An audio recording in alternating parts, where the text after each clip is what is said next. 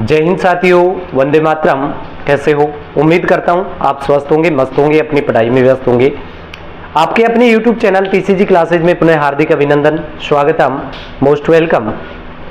मित्रों, राजस्थान का इतिहास चल रहा है और राजस्थान इतिहास में हम पढ़ रहे हैं राजस्थान में किसान आंदोलन।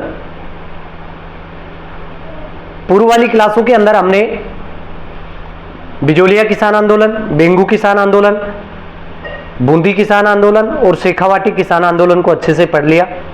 उम्मीद करता हूं वो क्लास आपने देख ली होगी। यदि वो क्लास नहीं देखी तो हमारे चैनल की प्लेलिस्ट में जाकर के उन क्लासों को आप देख सकते हैं और अपनी पढ़ाई को बूस्ट दे सकते हैं। इस क्लास में हम पढ़ेंगे मारवाड़ किसान आंदोलन। तो आइए शुरुआत करते हैं मारवाड़ किसान आंदोलन की। मारवाड़ राजस्थान की सबसे बड़ी रियासत हुआ करती थी, जिसकी राजधानी जोधपुर थी।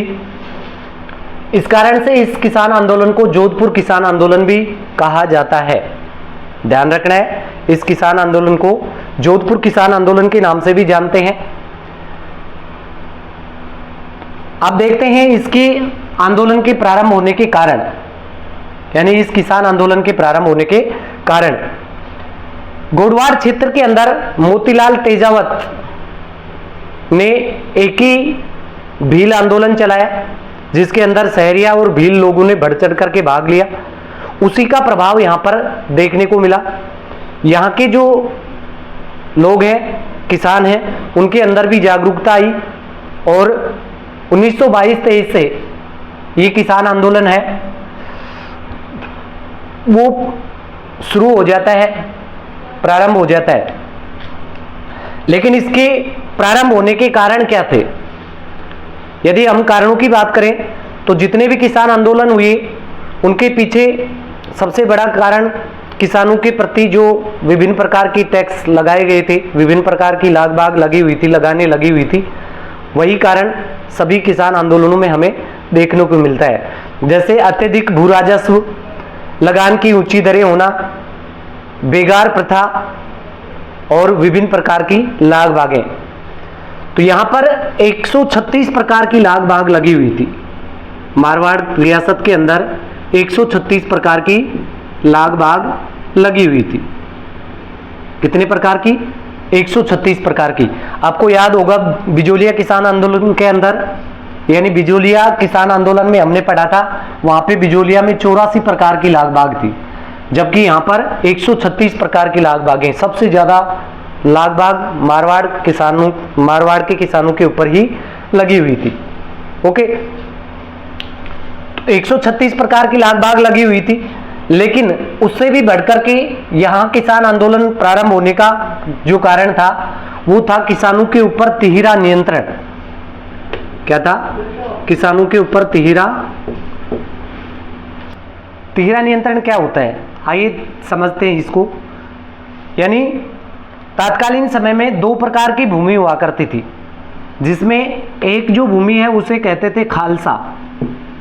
एक प्रकार की जो भूमि थी उसे कहते थे खालसा भूमि, और दूसरी को कहते थे जागीर भूमि। ये दो प्रकार की भूमि हुआ करती थी। ठीक है, खालसा भूमि ऐसी भूमि थी जिसके ऊपर सीधा सीधा नियंत्रण होता था राजा का। खालसा भूमि के ऊपर सीधा सीधा नियंत्रण किसका होता था? राजा का।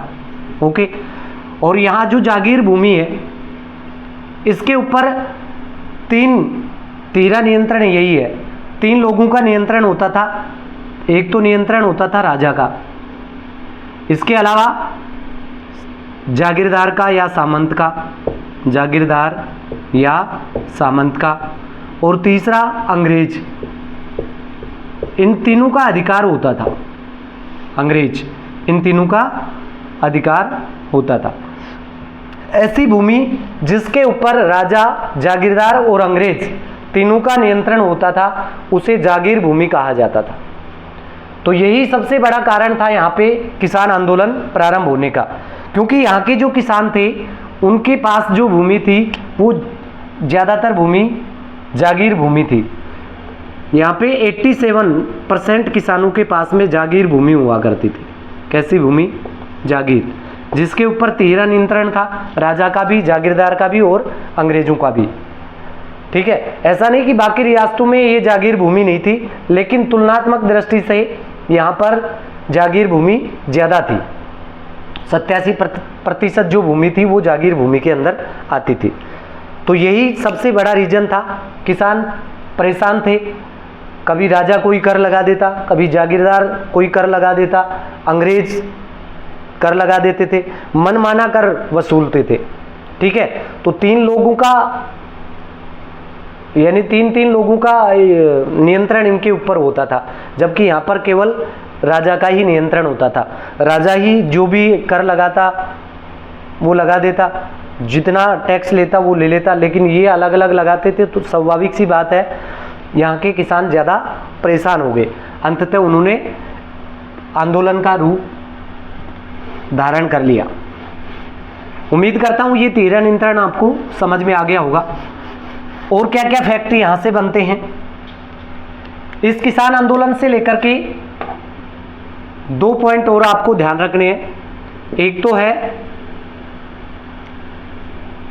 तोल आंदोलन, तोल आंदोलन ये पूछा जाता है, और दूसरा है मादा पशु निष्कासन आंदोलन, मादा पशु निष्कासन। मादा पशु निष्कासन आंदोलन और तोल आंदोलन। आइए देखते हैं तोल आंदोलन क्या होता है। तात्कालीन समय में मापने की जो इकाई होती थी वो मानी जाती थी एक सेर। मापने की इकाई जो होती थी वो थी सेर, सेर के अंदर मापते थे। यानी जिस प्रकार से वर्तमान समय में हम 1 किलो यानी केजी में मापते हैं, ऐसे ही उस समय में सेर के अंदर माप होती थी। और एक सेर के अंदर होते थे 80 तोले। कितने? 80 तोले। 1923 के अंदर 1923 के अंदर यहाँ के जो जागीरदार थे उन्होंने एक नया नियम लगा दिया, और ये जो 80 तोले का एक शेर हुआ करता था इसकी मात्रा है वो बढ़ा दी। 80 तोले के स्थान पे 100 तोले में एक शेर को माना जाने लगा। अब सीधी सी बात है, क्योंकि किसानों के पास इनकम के ज़्यादा सोर्स थे नहीं, वो जब भी अपने टैक्स चुकाते थे तो जो जितनी खाद्यान्न फसलें वो तैयार करते थे, जितना अनाज वो तैयार करते थे, उसमें से अधिकांश टैक्स के रूप में जागीरदारों को, अंग्रेजों को या राजा के पास पहुंचा देते थे। ठीक है, तो वो अनाज जो था वो अनाज तोल करके जाता था। अब पहले तो 80 तोले तोलते थे तब एक शेर हो जाता था, बाद में उनको 80 तोले के स्थान पे 100 तोले तोल करके देना पड़ता था, तब जाकर के एक शेर होता था। तो स्वाभाविक सी बात है यहाँ पे 20 तोले का अंतर आ गया, 20 तोले ज़्यादा चुकाना पड़ता था। किनको?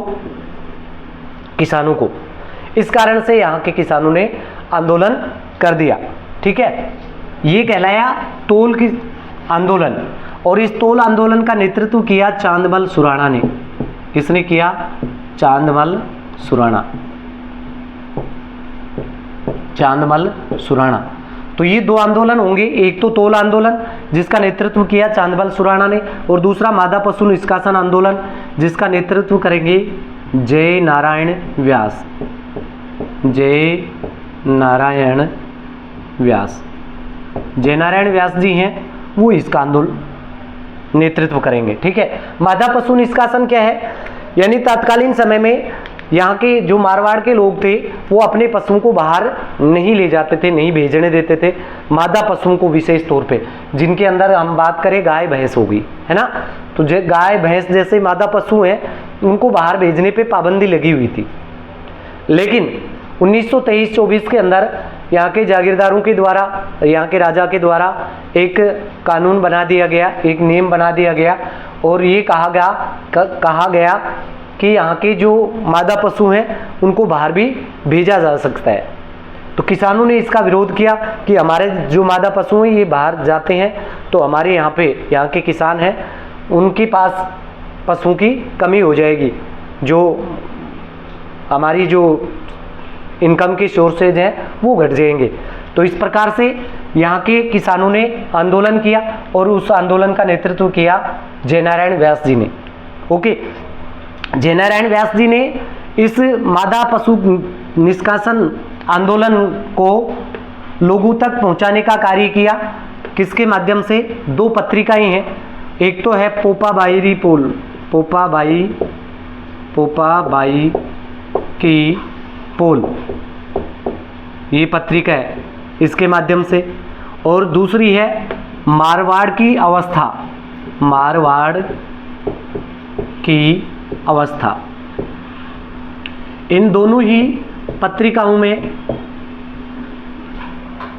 जयनारायण व्यास जी ने इस आंदोलन को लोगों तक पहुंचाने का कार्य किया। ठीक है, इसके अलावा यहां 1931 के अंदर 1931 के अंदर एक विशेष प्रकार का कर लिया जाता था यहाँ के किसानों से, बिगोड़ी कर, और ये है घटना मंडोर की। मंडोर जोधपुर के अंदर है। यहाँ पे बिगोड़ी कर लिया जाता था। यहाँ पे माली जाति के किसान हुआ करते थे, उन्होंने इसका विरोध किया। बिगोड़ी कर एक प्रकार का कर टैक्स होता है जो अनाज ने लेकर के उसके बदले में नगद राशि ली जाती थी, और इसमें ये रूल था कि किसान जो है वो 50% जो कर है वो तो चुका सकता है अपने अनाज से, इसके अलावा 50% कर है उसको नगद देना पड़ेगा। अब तत्कालीन समय में किसानों के पास आय के ज़्यादा सोर्सेस थे ही नहीं, तो वो नगद कैसे चुकाएंगे। और हुआ ये कि 1929 के अंदर 1929 के अंदर अकाल पड़ गया था। क्या पड़ा? अकाल। अब अकाल के बाद में किसानों की हालत है वो और भी ज़्यादा दयनीय होगी। तो किसानों ने वहाँ के जो सामंत वगैरह थे उनको ये रिक्वेस्ट भेजी कि हमारी जो बिगोड़ी है इसमें राहत दी जाए या इसको पूरी तरह से समाप्त कर दिया जाए। लेकिन सामंत मानते नहीं है, तो वहाँ के किसान एकत्रित हो जाते हैं और थोड़ा बड़े रूप में, यानी बड़ी संख्या में एकत्रित होकर के और राजा के पास जाते हैं और वहाँ पर अपनी अपील दर्ज करते हैं। तो राजा ने क्या किया कि इनकी ये जो बिगोड़ी कर है उसको थोड़ा सा कम कर दिया, घटा करके कम कर दिया, घटा दिया। ठीक है, तो यहाँ पे किसानों के लिए सकारात्मक पहलू था। ओके, तो ये होता है बिगोड़ी कर। प्रश्न बिगोड़ी कर से पूछा जाता है कि बिगोड़ी कर क्या है, तो ध्यान रखना है किसान जो भी कर चुकाते थे उसमें 50% या 50% से अधिक नगद के रूप में भुगतान करेंगे, वो बिगोड़ी कर कहलाता था। अब इस किसान आंदोलन में 2 कांड आपको याद रखने हैं, जिनमें पहला कांड हम पढ़ेंगे चंडावल कांड और दूसरा कांड पढ़ेंगे डावड़ा कांड। ठीक है, तो पहले देख लेते हैं चंडावल कांड। कौन सा कांड? चंडावल कांड। क्या है चंडावल कांड? चंडावल नामक स्थान है, ठीक है, चंडावल नामक स्थान है इसके जोधपुर के अंदर। यहाँ पे किसान जो हैं वो उत्तरदायी शासन की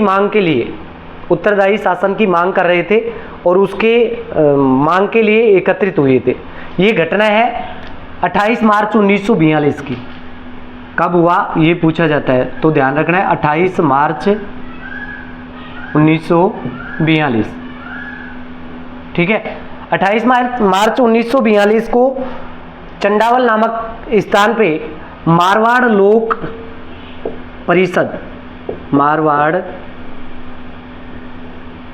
परिषद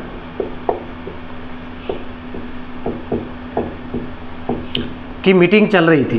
कहाँ पे? चंडावल नामक स्थान पे मारवाड़ लोक परिषद की मीटिंग हो रही थी। ठीक है, मीटिंग किस लिए हो रही थी? उत्तरदायी सरकार की मांग के लिए। उत्तरदायी उत्तरदायी सरकार क्या होती है, यानी यहाँ के लोग ये डिमांड कर रहे थे कि हमारी जो सरकार है वो उत्तरदायी होनी चाहिए, उत्तर देने वाली होनी चाहिए, यानी लोगों की सुनने वाली होनी चाहिए, ठीक है, जैसा आजकल लोकतंत्र में होता है। तो ये मांग कर रहे थे। अब सीधी सी बात है, उस समय जो सामंत हुआ करते थे वो किसानों की बात मानते ही नहीं थे, तो वो तो इसका विरोध करेंगे, उत्तरदायी सरकार बनने ही नहीं देंगे। तो उत्तरदायी सरकार की मांग कर रहे थे, और उत्तरदायी सरकार की मांग करते समय वहाँ का एक ठाकुर था चंडावल का, उस चंडावल के जो ठाकुर हैं उन्होंने किसानों के ऊपर लाठियों से हमला कर दिया। किससे हमला कर दिया? लाठियों से हमला कर दिया। और यहाँ पे 25 किसान हैं, वो 25 किसान क्या हो जाते हैं? घायल हो जाते हैं। हालांकि इस घटना में कोई भी हताहत नहीं हुआ, मरा नहीं, केवल घायल हुए। इसे कहते हैं चंडावल कांड। तो प्रश्न बनेगा कि चंडावल कांड है वो किससे रिलेटेड है, किस आंदोलन से है? तो मारवाड़ किसान आंदोलन से। कब हुआ? 28 मार्च 1942 को। यहाँ पे आंदोलन किस परिषद के अधीन हो रहा था? तो मारवाड़ लोक परिषद के अधीन। और मांग क्या थी? उत्तरदायी सरकार की। ओके, इसके बाद में दूसरा कांड हम पढ़ेंगे जिसे कहते हैं डाबड़ा कांड। क्या पढ़ेंगे? डाबड़ा कांड। तो आइए देख लेते हैं डाबड़ा कांड क्या है। डाबड़ा कांड, एक तो इसकी लोकेशन का पता होना चाहिए, क्योंकि डाबड़ा एक नाम तो है डाबड़ा और दूसरा नाम है डाबी। हमने देखा डाबी कांड बूंदी किसान आंदोलन से रिलेटेड था, ये हमने पहले भी पढ़ लिया। तो ध्यान रखना है, दोनों में कंफ्यूजन नहीं होना है, क्योंकि डाबड़ा और डाबी एक जैसे लग रहे हैं, लेकिन ध्यान रखना डाबी जो है वो बूंदी किसान आंदोलन से रिलेटेड है।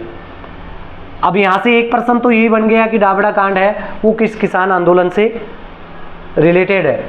तो ध्यान रखना है डाबड़ा कांड है वो मारवाड़ किसान आंदोलन से रिलेटेड होगा। इसमें होता क्या है कि ये घटना है 13 मार्च 1947 की। कब की यह घटना? 13 मार्च 1947 की, ठीक है, आज़ादी से थोड़े से दिन पहले। 13 मार्च 1947 को डाबड़ा नामक स्थान है जो वर्तमान में पड़ता है नागौर के अंदर, नागौर डीडवाना के अंदर, ठीक है।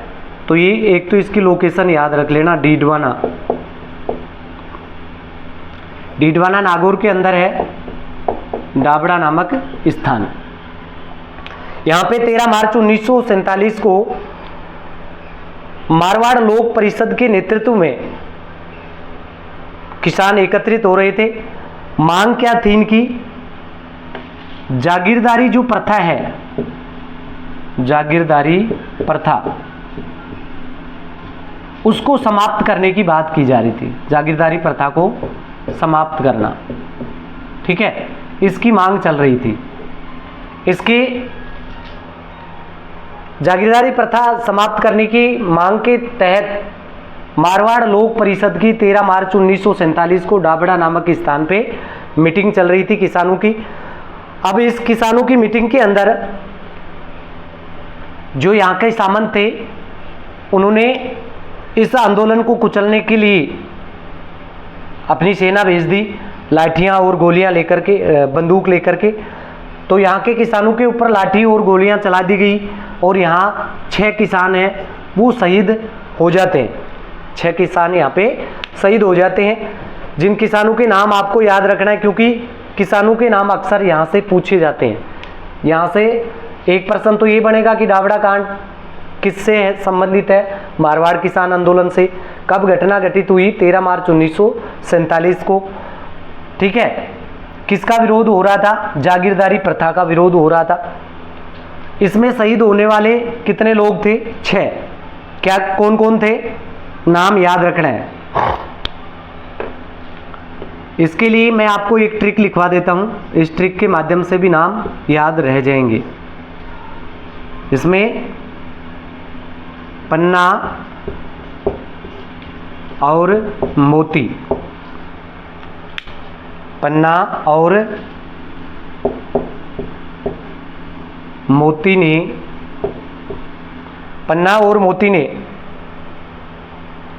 चुन्नी से, पन्ना और मोती ने चुन्नी से राम व रघु, राम व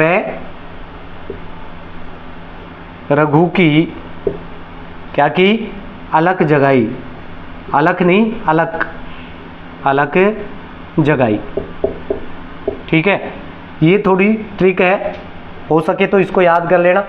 देखना, पन्ना, पन्ना से नाम हो गया, पन्ना से क्या नाम हुआ, पन्ना राम, पन्ना से पन्ना राम, सबके अंत में राम जुड़ा है। पन्ना से पन्ना राम, मोती से मोती राम, चुन्नी से चुन्नी, लाल, यहाँ पे लाल होगा, ये थोड़ा सा देख लेना, है ना। चुन्नी से चुन्नी लाल, रघु से रघुराम और राम से रामू राम, राम से क्या बनेगा, रामू राम, रामू राम। ठीक है, तो शहीद होने वाले कौन कौन हो गए, पन्ना राम, मोती राम, चुन्नी लाल, रामू राम, रघुराम। रघुराम जो है ये कहीं पे आपको रुगराम दिख जाएगा या कहीं पे रुगाराम, इस प्रकार से भी नाम मिलेगा, वही बात है ना। तो रघुराम या रुगाराम जो भी है, और ये है अलखराम। इन सब ने, ये जो 6 किसान हैं ये इसके अंदर शहीद हो जाते हैं। अब यहाँ से एक पर्सन और बनेगा इस किसान आंदोलन के लिए। एक बहुत अच्छा सा स्टेटमेंट आपको देखने को मिलेगा, जो मथुरादास माथुर ने कहा था। मथुरादास माथुर ने कहा है, क्या कहा है, मथुरादास माथुर, मथुरादास माथुर कहते हैं कि मेरे राजनीतिक जीवन के, यानी आधी शताब्दी के मेरे राजनीतिक जीवन के कैरियर के अंदर, राजनीतिक कैरियर के अंदर मुझे, यदि मैं पीछे मुड़ करके देखता हूं तो मुझे झकझोरने वाली जो सबसे बड़ी घटना लगती है वो है डाबड़ा कांड। क्या कहा है, आधी शताब्दी के मेरे, आधी शताब्दी की मेरे राजनीतिक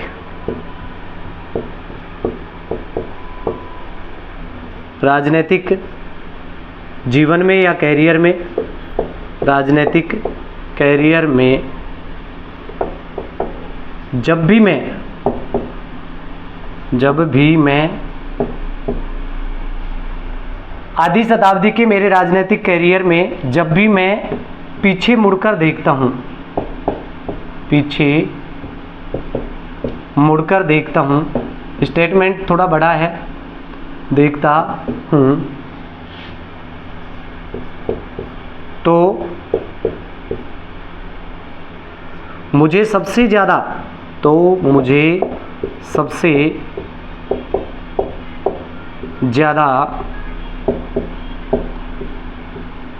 झकझोरने वाली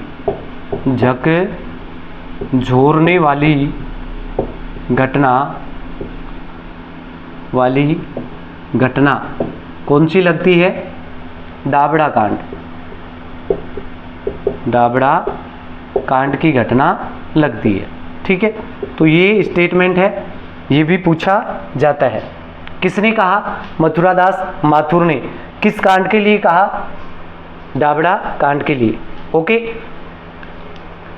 इसके बाद में अंततः जागीरदारी प्रथा समाप्त हो गई। यहाँ पे किसानों की विजय हुई, जागीरदारी प्रथा है वो समाप्त हो जाती है, और उसके बाद में तो भारत देश भी आज़ाद हो जाता है। ठीक है, तो जागीरदारी प्रथा है, इसको हमने समाप्त कर दिया, और मारवाड़ किसान आंदोलन को भी हमने समाप्त कर दिया। और आज की हमारी क्लास है, इसको भी हम समाप्त कर देते हैं। मिलते हैं नेक्स्ट की क्लास में। Thank you for watching.